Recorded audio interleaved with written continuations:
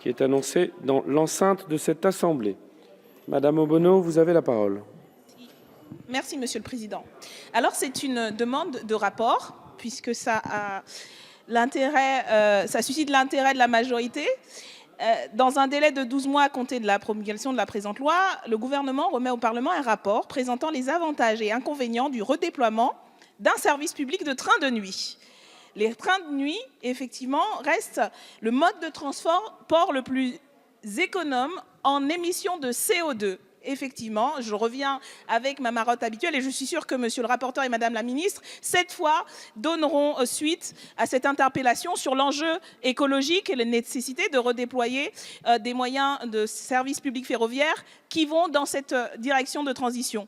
Donc je disais 5,8 grammes d'équivalent pétrole par kilomètre et par passager contre 27,1 pour la voiture et 39,4 pour l'avion.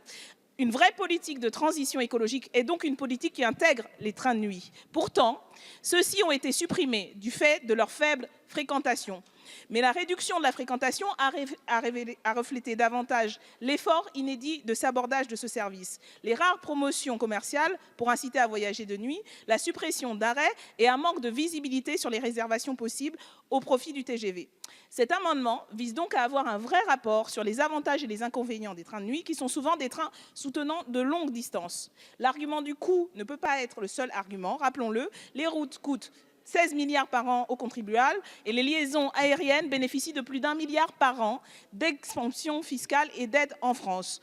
Donnons donc à notre pays les moyens d'une véritable transition écologique et discutons avec un rapport sur des bases réelles sur les moyens de redéployer ces trains de nuit qui, j'en suis sûre, ont fait rêver plus d'un et qui permettraient de redéployer une stratégie sur tout le territoire en lien avec nos objectifs.